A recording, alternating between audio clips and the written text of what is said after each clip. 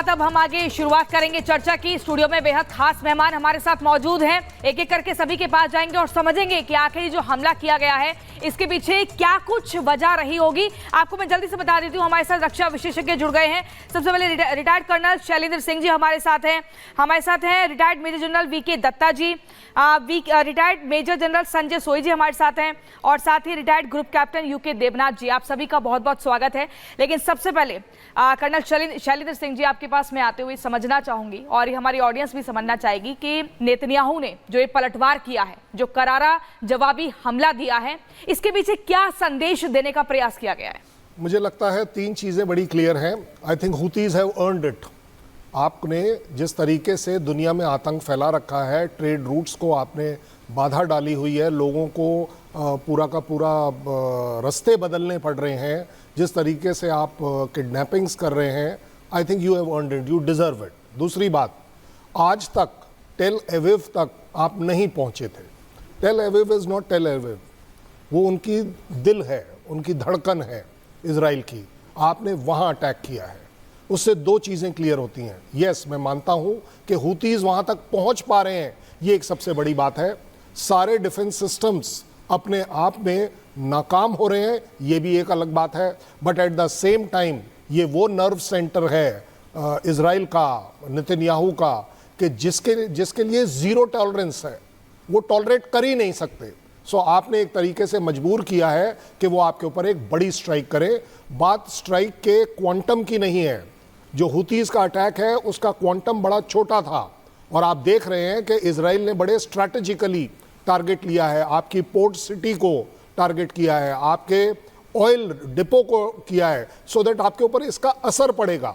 रोजाना आप इसके रिलेटेड उसके कॉन्सिक्वेंसेज आप देखेंगे। और तीसरा, उसने पूरी दुनिया को मैसेज दिया है, हिजबुल्लाह को मैसेज दिया है, लेबनान को मैसेज दिया है, सीरिया को मैसेज दिया है, इवन ईरान को मैसेज दिया है कि आप किसी भी तरह की कार्रवाई अगर हमारे ऊपर करेंगे तो उसके भुगतान बहुत भयानक होगा। मैं तो कहता हूं ये पूरी दुनिया के लिए एक मैसेज है कि इजराइल के ऊपर किसी भी तरह का अटैक टॉलरेट नहीं होगा। आप इंटरनेशनल कोर्ट ऑफ जस्टिस में कुछ भी बोलते रहिए, they don't care, they are very clear कि हमारे एग्जिस्टेंस का सवाल है और हम एग्जिस्ट होकर ही रहेंगे।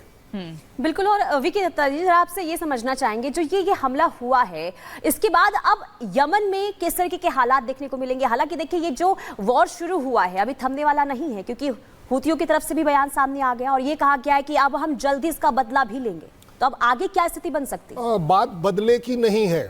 सबसे बड़ी बात यह है कि हुतीज के पास अब ये कैपेबिलिटी है कि वो 1500 से 2000 तक के एरिया पर आकर, क्योंकि अदरवाइज एक रेगुलर वॉर वो कभी नहीं लड़ पाएंगे इजराइल के खिलाफ। They don't have a air force. सबसे बड़ी बात ये भी है। साथ ही साथ ये भी है कि अब उन्होंने जो मॉडिफिकेशंस करे हैं समाद 3, जैसा कि माना जा रहा है कि ड्रोन सिस्टम है, कि इसमें उन्होंने इलेक्ट्रिकल मोटर अगर लगाई है, जिसके वजह से डिटेक्शन नियरली 0 होता चला जा रहा है, उसमें साउंड बहुत कम होता चला जा रहा है। ठीक है sir. Major general V K Dutta ji, मैं आपके पास आके समझना चाहूंगी, क्या ईरान जो है वो हुती को उकसा रहा है? क्या वही पीछे से पूरा बैक सपोर्ट दे रहा है? आखिर क्या वजह हो सकती है?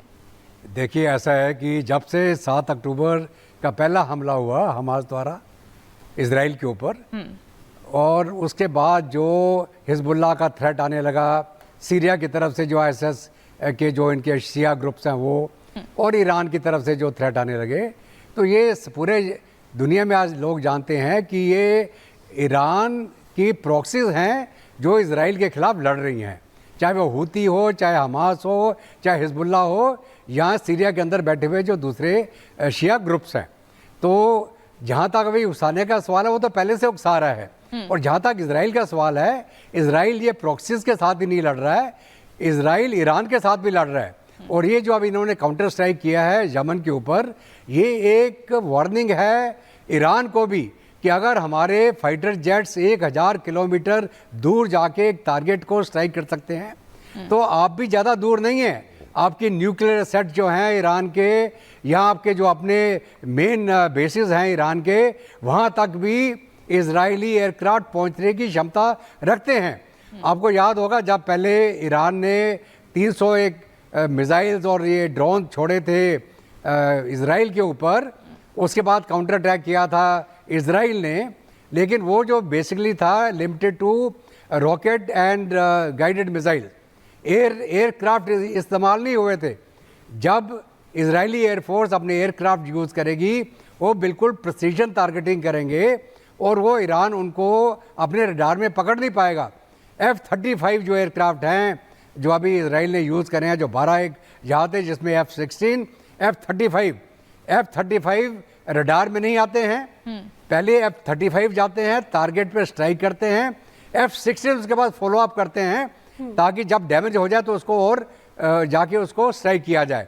तो ये एक वार्निंग है ईरान को कि ये मत समझना कि तुम्हारे प्रॉक्सी के माध्यम से आप जो हमारे ऊपर हमला कर रहे हैं, Correct. हम जब वक्त आएगा तो आपके ऊपर दोबारा हमला करेंगे, क्योंकि इजराइल की सर्वाइवल का सवाल है। इजराइल का जो एरिया बहुत लिमिटेड है, उसके पास डेप्थ नहीं है, वो चांस नहीं ले सकता, उसका सर्वाइवल का मामला है।